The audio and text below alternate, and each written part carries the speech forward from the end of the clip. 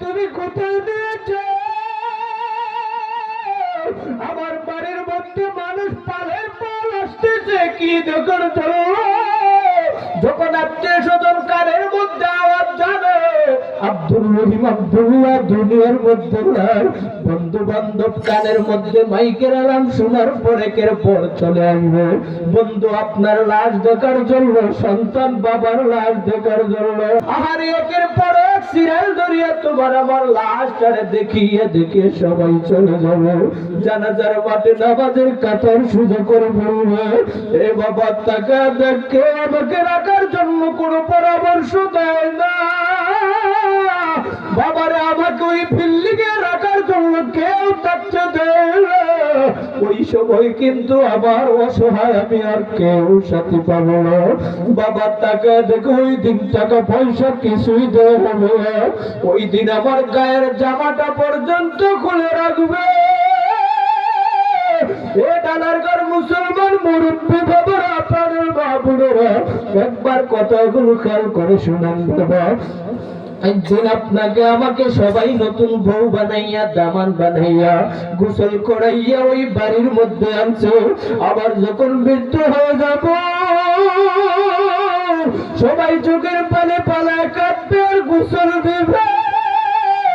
ওই দিন সন্তানে মা মা বলে কাঁদবে, কিন্তু ওই মা কোনদিন সন্তানের ডাকে সারা দিবে না। আহারে কত বাবার সাকরাতের অবস্থায় সন্তানরা মাদ্রাসা থেকে আসে, ওই সন্তানরা চোখের পানে পালায় কান্দে আর বাবার মুখকে হা করে ফলের রস দেয়, বলে বাবা 2 দিন ধরে কোনো খানা খায় না, মুমূর্ষ অবস্থায় পড়ে থাকে। সন্তানরা মায়া করিয়া ফলের রস আঙ্গুরের রস খাওয়াইতে চায়। বাবা জানি সাকরাতের মধ্যে কেমন লাগা, বাবার মুখের মধ্যে হাত করে দেওয়ার পর ভিতরে ঝাড়ায়। বাবারে কত মানুষের মৃত্যু দেখলাম, মুখের মধ্যে ফলের রস দেওয়া মাত্র মানুষ ভগ ভগায় পালা দেয়, যেন ভিতর থেকে একটা শ্বাস বের হয় আর ফলের রস ভিতরে যায় না। এই প্রাণের বাবা এই জন্য পায়ে ধরে বলতে চায়, দুনিয়ার কোন ধলাধুলি আপনাকে বাঁচাইবে না, দুনিয়ার কোন মাস্তানে আপনি আমাকে কবর আযাব থেকে বাঁচাইবে না। যারা মনে করে দুনিয়াটা আমার জন্য সব সব, কিন্তু না না বান্দা কিছু না। এখন যদি মারা যায় আমার কেউ আপন নাই, আমার বাবা আমার সাথী হবে না, আমার মার সাথী হবে না।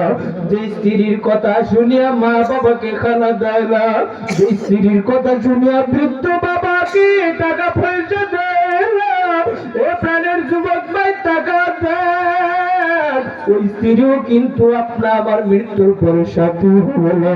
আজকে যারা বাবা হারাইছে মা হারাইছে, এই মাহফিল থেকে যাওয়ার পর অনেকের মা বলে ডাকবে, মা ঘর থেকে বের হয়ে নিয়ে যাবে, কিন্তু যার মা নাই বাবা নাই কাঁদলো কোনদিন মা আসবে না, কোনদিন বাবা আসবে না। এই জন্য বাবা মৃত্যুর পূর্বে একবার কবরের কথা চিন্তা কর। মা গেলেন, বাবা গেলেন, দাদা দাদু সবাই গেলেন, কেউ আমার সাথী হইল না। আমি একদিন চলে যাব, কেউ আমাকে রাখবে না। বাবা এইভাবে তোমার আমার লাশটা কাপড়ের কাপড়ে প্যাকেট করাইয়া নিয়ে যাবে। জানাজার মাঠে জানাজা পড়ানোর পর আমার লাশটা কাঁধের মধ্যে করে দিয়ে যাবে।